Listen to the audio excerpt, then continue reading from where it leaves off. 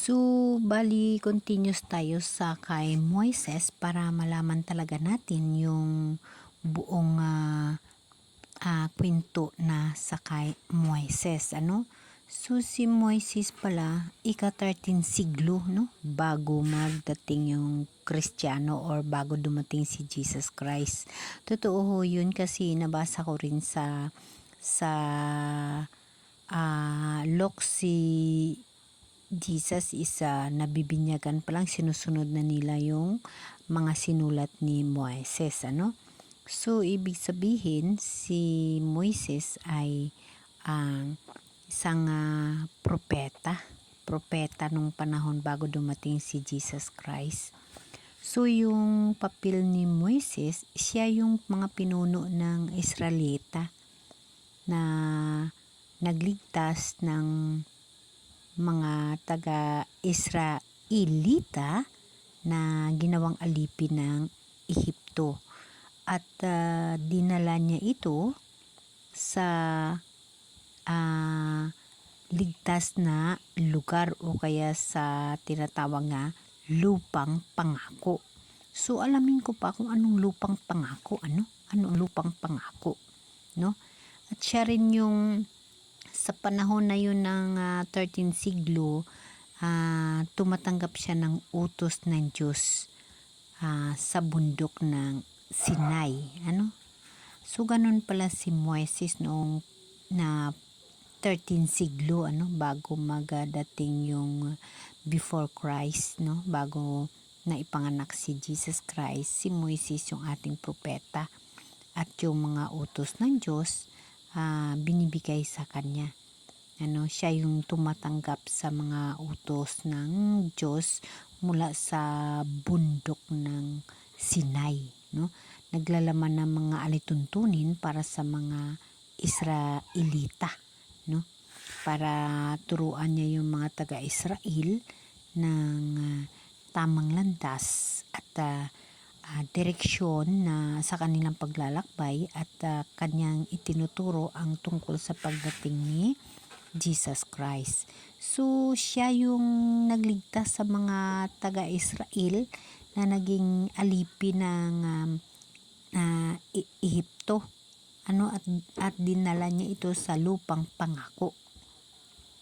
At si Moises sa panahon niya ay napakalaki ang papel niya, no?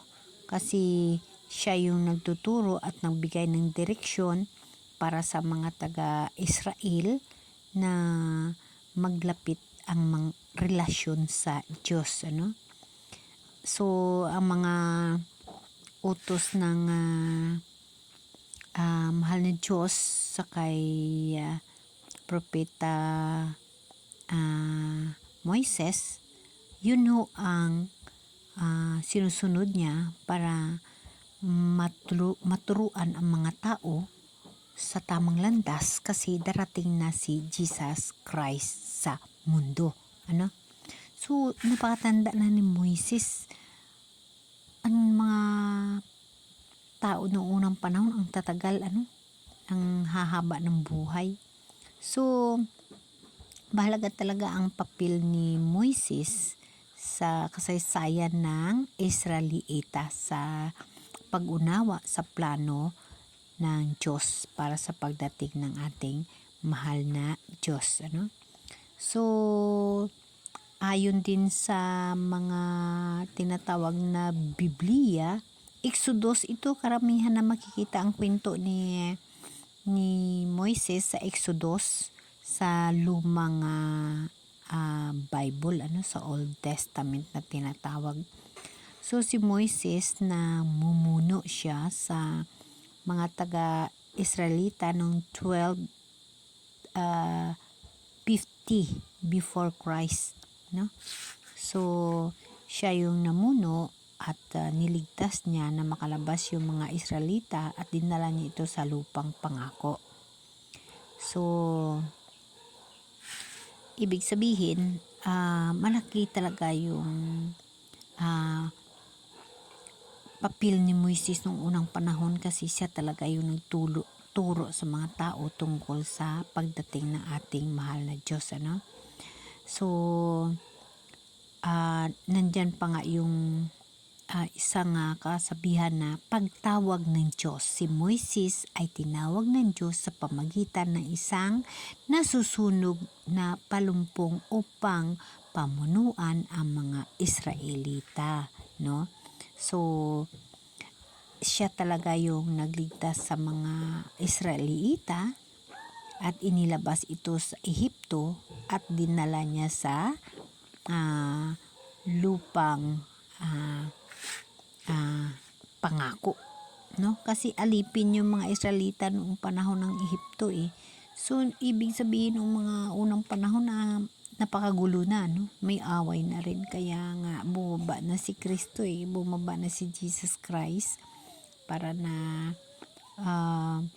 iligtas yung kanyang mga katauhan. So yung tungkol kay Moises, naunawaan ko na, kasi alam nyo guys, kahit ako hindi ko lubos naunawaan yung kasaysayan ni Moises. So sa Old Testament makikita natin yung Exodus, doon lagi si Moises yung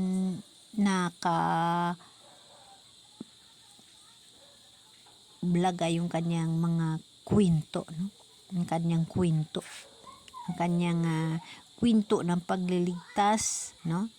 Ang mga libro na ito ay nalalaman ng kwento ng pagliligtas ng mga Israelita mula sa pagkaalipin sa Ehipto at ang pagtanggap ng mga utos ng Diyos. So yun talaga yung kanyang papel, ang kanyang mga sinusulat, no? Ang mga libro, ang mga binibigay ng Diyos sa kanyang itinuturo talaga sa mga Israelita, no? Kasi darating na si Jesus, no? So dito mo makikita ito sa Exodus, sa tinatawag na lumang tipan. So yung mga ganyan nga, hindi ko pa nga alam yan, hindi ko pa nga nakita yan, ano? So kumbaga sa New Testament nga aking sinusubaybayan, inaalam ko yung mga buhay-buhay ng mga propeta natin noon. So ito si Moises, so nalalaman ko na yung kanyang buhay. So imagine mo, 12 siglo siya, 13 siglo, just imagine, 13 siglo siya na yung kumbaga ang pinapagkatiwalaan ng Diyos ni Lord, no?